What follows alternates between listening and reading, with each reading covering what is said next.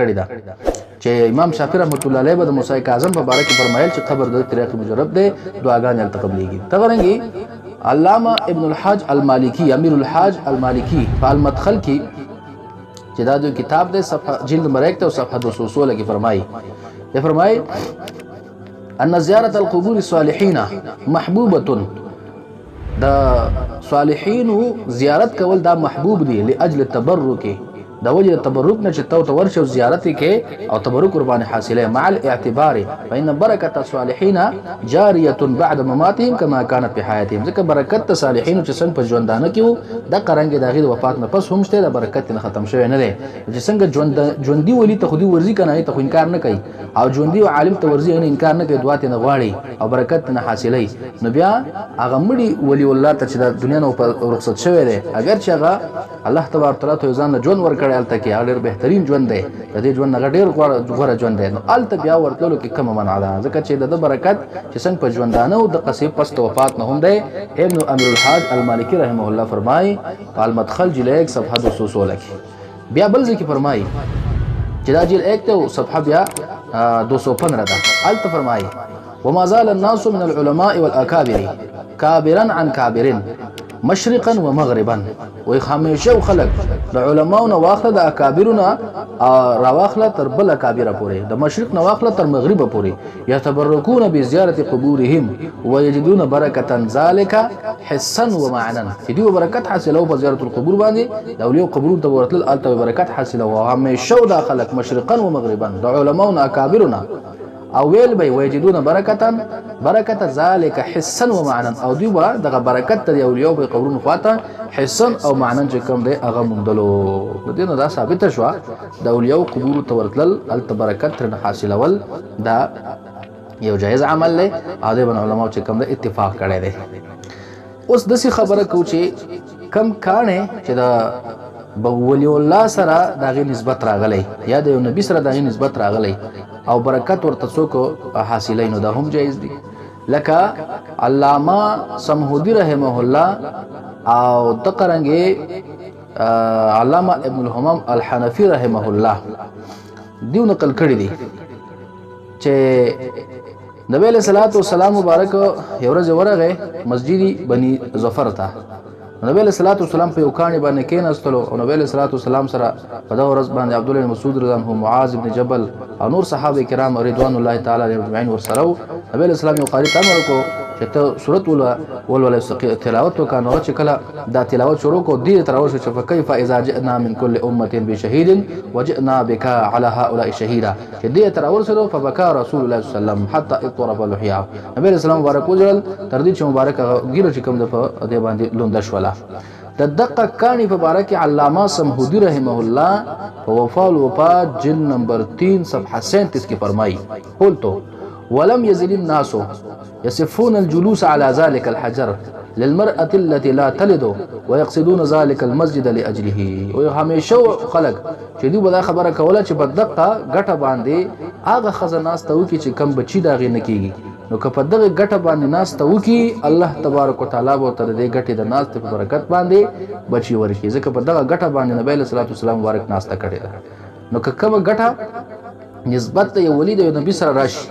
او څوک په دې باندې تبرک حاصلای او چې هغه موثر حقیقت ورکه الله تبارک تعالی غني چې الله تبارک وتعالى په کې شفا چون کې دی آیا چې ماته بچی را کون کې الله تبارک تعالی د خدای او ذریعہ او برکت ته یو وسیله ده نو د چې کوم ده لم یزل الناس همیشه خلق چې دغه صفت په بیانولو دغه غټي او دا به ویل چې کوم خزه زنانه دای بچی نه کیږي په دغه غټه باندې ناس ته وکي الله تعالی وتعالى دغه غټي د ناس ته پوجا باندې هغه بچی ورکی. دا علامه سمهودی رحمه الله شو چې ما تاسو ویل د دې وفا الوفات جلد نمبر 3 او صفحه 37 تا تغرنګي مونږ مخکې دا خبره ذکر کړله چې د حضرت امیر حمزه رضی الله تعالی عنہ د قبر خوشبو برختله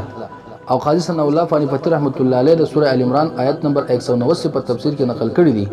د سوره ال عمران آیت نمبر 169 169 د دې آیت په تفسیر کې نقل کړي چې د حضرت امیر معاویه رضی په خلافت کې د حضرت امیر حمزه رضی الله قبر راښکارا شو ولقد كانوا يحفرون التراب فكلما حفروا نو کله چې بده خلکو د خوره اړول د حضرت حمزه رضی الله تعالی عنہ د قبر نه د حضرت حمزه رضی الله عنه د قبر نه چې کوم دی هغه د مشکو په شان ته خوشبو خطلا دغه خوره به بیا خلکو د برکت لپاره وړله او تبرک ور باندې به حاصلاو دغه رنګي د امام بخاری رحمت الله علیه د قبر هم خوشبو خطلا غیبا هم خلکو برکت حاصل کړي دي هغه خبره هم مخکې په تفصیل سره هغه ذکر شولې امام قرطبی رحمه الله نقل کړي په تفسیر قرطبی کې د سوره بقره آیت نمبر 127 په تفسیر کې یہ فرمائے جو وقال عطاء كان احدنا اذا اراد ان يستشفي به جاء بطيب من عنده فمسح به الحجر ثم اخذه وچا چا به تبرک حاصل ولو حرم شریف ګرد نواح باندې ځان سره خاور راوغستله او یا چې کوم ده یا خوشبو به راوړله د حرم شریف سره خواته برالو او سوسیس به راوړ یا خوشبو یا خاور وغیرہ ابد حجر اسود شریف سره چې کم دی او لګولا هغه نو هغه برکت حاصل کو او بیا به چې کم دی د ځان سره به وړله او پاغه باندې بیا برکت حاصلولو نو دا د حرم شریف د حجر اسود سره برکت حاصلول شو دغه رنګي یو بل روایت ته چې حضرت کبشا رضی الله تعالی عنها فرمایي چې نبی صلی الله علیه وسلم زمان کړه راغی او نبی صلی الله علیه وسلم زمون کور کې د وبوس کلو یو لوخو یو مټکی یا یو مشکی زوا نبی علیہ السلام داغه نه وبوس کړي چې کله نبی علیہ السلام ته وبوس کړي ما غزه سې کاو چې نبی علیہ السلام د کم ځنه وبوس کړي دي زه ور پاسې د مؤقزه فقطعته اقزه من ځان سره کټ کو او د ځان سره نو ساتلو دا حدیث پاک مشکات جلدو صفحه 371 کې نقل کړي مشکات شریف روایت ده نو بیا په دغه روایت باندې مولا علی قاری رحمت الله علیه فرمایي او شیخ محدث عبدالحق دهلوی او نور شارحین د مشکات شریف علامه قطب الدین خان دهلوی فرمایي ټول لیکلي دي چې دا څه شی کټ کو اف فم القربته دا قربه کم مشکیزه چې وداغه خلی کټ کړله وحفظته فی بیتی هغه چې کم دی وحفظته فی بیتی هغه ځان سره حفاظت وکړو په کور کې او دای ولې وکړه دای ځان سره د کور کې ولې وساتله او دغه قربه د خلی ولې کټ کړله شفاء ان للتبرک به د وجد دینه چې په دې سره بیا شفا طلبي او تبرک قرباني حاصلای دا بل یو روایت شو چې دا مولا علی قاری رحمه الله په مرقات جلد 8 صفحه 175 کې نقل کړي او اشعه اللمعاء جلد 3 صفحه 563 کې نقل کړي مظاهر حق جلد 4 او صفحه 125 کې نقل کړي دي چې دغه زنانه چې دغه قربه داخله کټ کړله د ځان سره په کور کې اوساتله نو په دې باندې بیا هغه برکت حاصلولو او د برکت هغه عقیده به ورته ساتله دغه رنګي د سورۃ یوسف آیت نمبر 93 په تفسیر کې شاه اسماعیل حقی رحم الله په تفسیر روح البیان کې فرمایي چې دا جلد نمبر 4 او صفحه 404 جوړیږي او د سورۃ یوسف آیت نمبر 93 تفسیر کې فرمایي چې یقول الفقير هذا من سنة المشائخ فإنهم لبسوا الخرقة والبسوها تبركا وتيمنا وهم فعلوا ذلك بإلهام من الله وإشارة فليس لأحد أن يدعى أنه من الزيادات والبدع القبيحة ده فرمای چې مشایخ کرام چې دا کم جوبا او کم خرقه د خپل مشایخ او طرفات شو د استعمالي نو دا د مشایخ سنت طریقې کار دی دا او تبرک په دی باندې حاصله او تیمم په دی باندې حاصله او دا کار دی ځکه چې د الله تبارک تعالی طرف الهام او اشاره ده نو بیا د شاده لپاره ودا جایز نه دی چې د بدعت وي او زیادت ورته وي ځکه دا مشایخ تور طریقه را چلے دل چې دی دغه خپل مشایخ کبارو په جوبو باندې برکت حاصلای نو ګوره دا برکت د غیر ولی د غیر نبی په جوبه باندې حاصل کړی شو نو تا کوم شرک او کوم ناروا نه دي یعنی شاه اسماعیل حقی رحم الله مفسر قران او دغه رنګ چې کوم دی یو لوی صوفي عالم دی او د لوی صوفي کرامو د جماعت نه خبره نقل کوي دا عمل چې دی په دغه جوبه باندې تبرک حاصلای نو کدا شرک او بدعت شي نو بیا ورته په حق سوي اخر کې یو حواله ذکر کوم ډېر حواله دي علماء دیوبند نو حواله ذکر کوم چې مولانا اشرف علي تانوي پرواح ثلاثه کې په صفحه 257 باندې او حکایت نمبر 363 کې نقل کړی دي ده فرمائے ایک مرتبہ ہماری نانوتا میں جاڑ بخار کی بہت کثرت ہوئی دا تب و دا جاڑ و دا بخار پہ ډیر زیات کثرت شو په نانوتا کې सो जो शख्स मौलाना की कब्र से मिट्टी ले जाकर बांध लेना उसे आराम हो जाता। कम खलक چې मौलाना कब्र ته ورشي د دې عالم دی او داغه د قبر نه چې کوم دی خاور ځان سوي چې الله تعالی आराम ور کوي बस इस कसरत से मिट्टी ले गई। خلق وته ډېر په کثرت سره خاور وړلې जब भी قبر पर मिट्टी ډلواو तब ही ختم نو کله په قبر باندې خاور اچوله هغه خبره به چې کومه ختمه ده دا علماء دیوبندو عمل شو چې د قبر نه به خاور وړلې د فار د برکت حاصلولو د فار د تبرک حاصلولو نو د قبر نه خاور وړل تبرک قبر سره مال لګیدل د تبرک په حاصلول قبر سره کانی لګیدل تبرک په حاصلول اره د ټولو روایتو او د ټولو حوالجاتونه هغه معلوم شو او د ټولو لپاره دلیل چې کوم دی هغه مونږه پته ور دلیل د قران کریم دو آیاتونه او احادیث مبارکونه په دې باندې استدلال کړو چې د برکت عقیده ساتل غیر الله ته نبی ته غیر نبی ته ساتل هغه دلایل پرانا کې ثابت شوی هغه جایز لري ټولو نه د معلومه شولا چې تبرک بیا ساره صالحین دا یو جایز عمل دی د ناروا ویل دته بدعت ویل دته شرک ویل دا یو عظیم جرم دی او یو عظیمه جرأتمندی کول دي جسارت کول په فتوا کې د دې خپل فتوی سره احتیاط پکار دی تمر لوی علماء کرامو نه دغه اقوال ثابت شو او دغه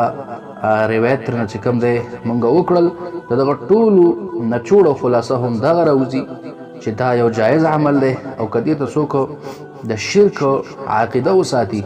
دغه لوی علماء کرامو دغه اکابرینو امت په باره کې بسوي دغه ائمه د دین باره کې بسوي چې هغه په خپل باندې هم دا عمل کړي دي توسل او تبرک الله ته چې کوم دی ولې تبرک حاصل کړي په آثار د صالحین باندې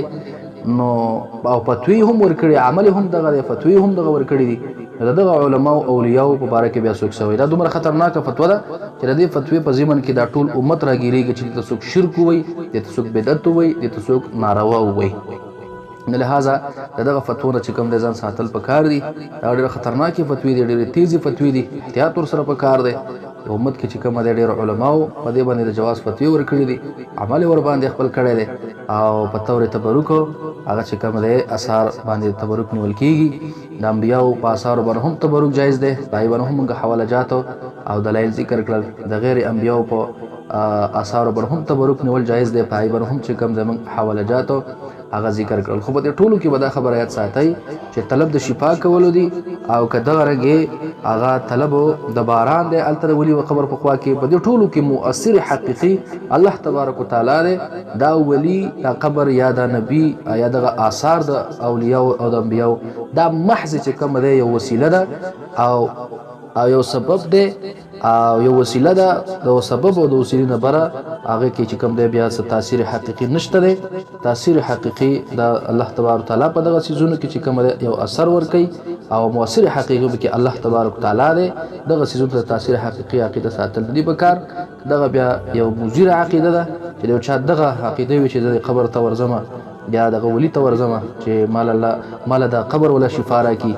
او دا وجر له شفا راکي دا نبیر له شفا راکي او د مؤثر حقيقي دی او د شفا ور کول کوي او د حاجتونو پر کول ولده